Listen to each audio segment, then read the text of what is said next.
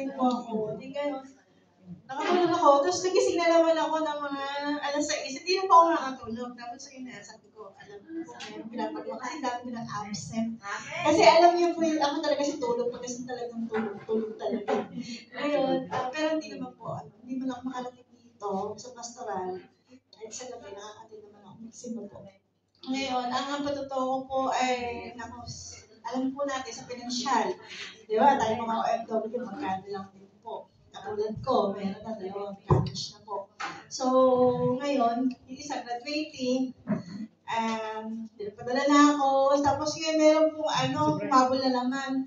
Pero sabi naman, yung final namin sa project namin is ganitong halaga.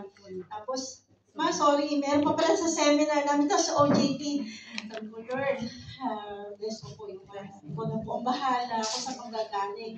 Hindi ako worry kasi alam ko naman, Lord, lang lahat ito eh. So, pero alam ko na hindi mo bibigay kung hindi ko kaya yung solusyonan. So, try lang ako. Ngayon, hindi ko alam na yung palang ipag ko, for the second time, siya nang nagbayad ng full pay po niya. Amen. Tapos sabi ko, bayaran ko. Palitan ko. Tapos sabi niya sa akin, Lord, sabi na, ikaw nang bahala, si Lord na bahala sa lahat. Sabi niya, alam niyo po yun na talaga nakakamiss. Tapos ang inano ko pa, yung pray ko na, alam niyo, kahit ang dumating na bagyo, kung talagang, talaga yung taste sa biyanan ko, sa Quezon Province, sabi niya, ibang part kasi talagang may binaha, pero hindi ito nananatili. Sabi ko po, pray lang po tayo. Tapos pray na lahat talaga na. Hindi lang po para sa pamilya ko, sa kaibigan ko, sila sa mga hindi ko pa nakakilala. Ay pray mo sa talaga. Mayroong dinigising na ipapalawag sa Lord sa akin. Pray mo lahat. Hindi lang para sa sarili mo. Talaga, parang nanginginig ako talaga. Sabi ko, thank you Lord, kung ako may nagkulang sa talagang absent ako. Pero, dumadating na, worship ka, as in, talaga, kinigising ka talaga, kinatutulog ka. Amen. Amen po. Ayun lang po, sana po, ayun nga po sa bansa natin, alam natin na ganun talaga yung kailangan yung pray lang po natin. Nakakailang sinabi, napanood ko lang, ito lang po, yung about sa mga bata, tsaka sa mga elder po na talaga nakakaano po. Yun lang po. Maraming salamat po. Amen. Praise the Lord. Sabi nga po, God will provide. Amen po ba? Ayan, tatawag po ulit tayo. Wala pong iba kundi ang ating pinagpalang kapatid, Sister Edna Magdala. Amen. Happy birthday. Tunay nga na ang Diyos ay mabuti sa ating buhay. Amen? Gusto ko lang po ibalik ang pagpunit pasasalamat sa ating Diyos. At actually po, nakalimutan po ng mga employer ko ang aking birthday. Nakalimutan po nila. Tapos, nung time po kasi na yun, may robotics po yung alaga ko at 9 o'clock na po siya dumating ng gabi sa bahay. Doon, nung dumating po siya, nasa banyo po ako nag-shower. Paglabas ko ng banyo, binati ako ng alaga ko. Then, sabi ko sa alaga ko, buti ka ko naalala mo birthday ko, mga pagpapa ko nakalimutan. Biglang sumigaw ng mama, papa, sabi niya, birthday na auntie, kinalimutan niya. Biglang lumabas ng kwarto yung mag-asawa at panayang sorry sa akin ni ma'am. Tapos bumalik ulit sa kwarto. Paglabas niya ulit, nag-sorry ulit siya. Binigyan niya ako ng ampaw. Tapos, after po ng one day, November 5 po, wala na. November 6, na late dumating si ma'am. 7 o'clock ng gabi. Nag-doorbell. Pagbukas ko ng pinto, dala-dala niya yung cake. Sabi niya, happy birthday! Ayaw ko talaga pumayag ng amo ko na hindi ako mag-blow ng candle. Kasi every year po yan talaga. Yan ang pinagpapasalamat ko sa Panginoon. Dahil sineselebrate ng mga amo ko ang aking birthday. Salamat sa Diyos na nagtaga naman ang aking edad. At tunay nga na edad lang tumatanda sa atin. Amen! Ang mga anak ng lingkod, dahil ang anak ng Diyos, kailanman hindi tumatanda yan. Amen! Pabata ng pabata, sabi nga sa kanta. Amen! Naniniwala po bang lahat doon? Amen! Salamat, Panginoon, sa iyong papulit parangal pong nakita. Amen! Glory to God. Ayan, may mga surprise po ang Panginoon sa atin na hindi natin inaasahan. Ayan, may habol pa daw po si Brother Gilbert.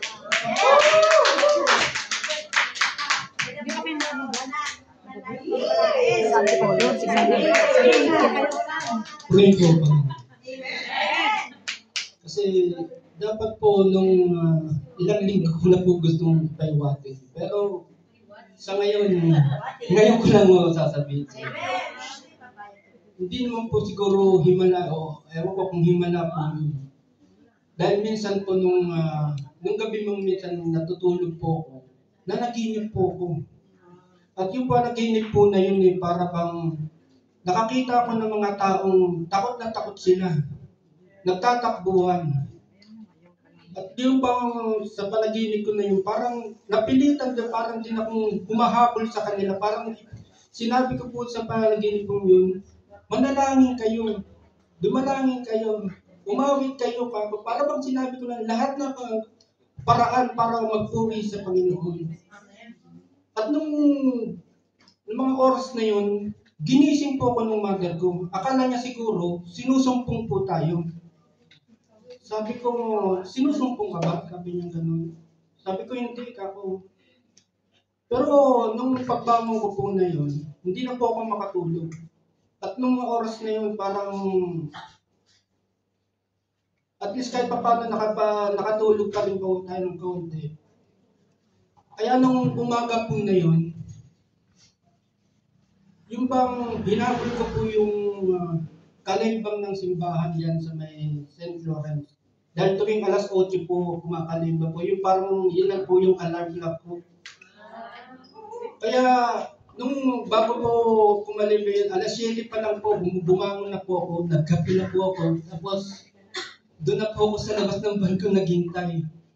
At nung mga oras na yun, parang nung kumalimbang na po siya, tumayo po ako doon sa parang balkon na yun at tumingala po ako. Nanalangin po ako. Sabi ko, Lord kako, ano po ba yung ibig sabihin ng panaginip mo? Ano po pinagusto niyong ipahayag sa akin? Sana sabi ko, Lord, huwag lang po sa nang mangyari sa mga mahal ko sa buhay kako. At ng mga oras na yun, siguro nung gabi na manood po ako ng balita, ayun na po yung nangyari na nababalita na sunod-sunod na po yung mga lindol na nangyayari sa atin, yung pagbaha sa atin. Sabi ko, bakit ako, ito na yung pinahayag ng Panginoon sa atin. Sabi na siguro, panahon na ako para magsisi ang tao ako. Kaya sabi ko, noong mga oras na yun, nanalangin kami ng mag-ina ako. Nay, manalangin muna tayo ako. Sabi ko, bago tayo matulog ako. Kaya, nung nanalangin kami, sabi ko, baka may mangyari ka ako sa nanay at tatay dahil kasama po sa Manila yung kakong baka lilindulin ka po. Sabi ko ganun. Ilan lang po silang nasa bahay nun, yung father ko tsaka yung kapatid ko. Kaya sabi ko, manalangin tayo ba? Nang nag-pray po kami nun, awa ng Diyos, wala naman po nangyari sa kanila kako. Tawag kami ng tawag sa kanila kako. Sabi ko, kaya naman sabi ko, salamat sa iyo, Panginoon kako. Salamat doon sa mga pahayag mo kako, sabi ko. Salamat sa panaginip na binibigay mo sa akin, pinaramdam mo sa akin kako. Sabi ko talagang totoo ka nga, Lord, sabi ko. Dahil sa mga sabi ko, sa mga paramdam na yung kako, sabi ko ganun, alam ko na ibig mo sabihin ka. Dapat nga talagang manalangin na kako mga tao dahil sa dami na kako nangyayari na yung kaguluhan na yan. Sabi ko ganun, halos parang wala na kako umaalala sa iyo kako. Kaya sabi ko salamat sa iyo, sabi ko ganun. Sana, kaya sa mga oras nito po, dahil sinasabi ko, tayo pong mga kakong nakakaalala sa Kanya, patuloy lang po tayong umalala at maglingkod sa Panginoon. Amen! Amen. Glory to God! Isang mabisang pag-iingat po sa atin ay ang panalangin. Amen po ba? Amen! Ayan, isa pa po, hahapon mo daw po. Sister Lordy. Amen! Hallelujah! Praise the Lord, hallelujah, sa anong pagpalang araw po sa ating lahat. Kung kayo po ay hindi makatulog, ako naman rin pinagtulog ko. So I'm so grateful and thank to our Lord, Yahweh Shaddai. Dahil sa kabila ng mga problema na naranasan namin, one time kasi, napapansin ko na si asawa ko, bakit parang madalang siya mag-text. Pero ako pa yung nagagalit sa kanya. nung parang napansin kong natawagan ko siya, yung pala, meron na siyang pinagdadaanan. Hindi niya sinasabi sa akin. So sabi ko, kung may problema, sabi mo sa akin. Amen. Pero ayoko sana umiyak eh. Hindi. No, kasi simula nung andito na tayo sa buhay, simula nung nakakakinig ako, lalo na kay Brother Paul, about sa joy in our heart. So nung sinabi niya yung problem, it's yung talagang in-invest namin na ever since, sa hirap, walang-wala kami. We are only work sa factory, naranasan namin ng hindi kumakain, ng walang pambili ng gatas ng bata. Na-experience ko lahat yun. So, hindi ko rin masisisi. Masisisi ang asawa kung bakit tinatago niya lahat sa akin. So, lalo na ngayon na yung kalagayan ko, ayaw nila na maging pabigat sila sa akin. So, nung na-discern ko talaga na may problema ba, sabi niya, huwag daw ako magugulat. Sabi ko, magugulat. So, parang sa iba na to. Pero at that time, sabi ko kay Lord, bigyan mo ako ng wisdom, ng kapayapaan. Tapos doon nalaman ko na sinabi niya na nawala na yung bahay namin. Nakuha ng pag-ibig. Pero pinaglaban namin yung bahay na yon. Many times na pinaglaban namin, nakuha namin. Pero alam niyo parang sabi ko sa asawa ko, patawarin mo ako. Sabi ko gano'n. Hindi ko ina-expect na gano'n yung magiging problema. Pero sabi ni Lord, siguro ang bahay na yon hindi para sa atin. Amen. Ilang beses man natin paglaban, baka mayroong plano si Lord para sa atin. Kaya sabi ko sa kanya, ang bahay na yan, hindi para sa atin yan. Kaya ngayon, let your heart be free. Dahil walang problema sa akin, okay tayo. Sabi ko ngayon, dahil naniniwala ko kay Yahweh El Shaddai, there is a purpose for everything. Amen. So, ano pa nang mangyari sa atin? Just as we done to our Lord. Kaya kay Yahweh El Shaddai, nasa kanyang papuri, nasa kanya yung kaligayahan, ang kapayapaan ng kalooban. I praise you, Yahweh El Shaddai. Amen. Kaya ano man po ang nangyayari sa ating mga buhay, pagsubok man po at pagpapala yan. Magtuloy-tuloy lang po tayo sa ating Panginoon. Tiyak yun. Papalitan niya po ng pagpapala. Pwede ba? Yun.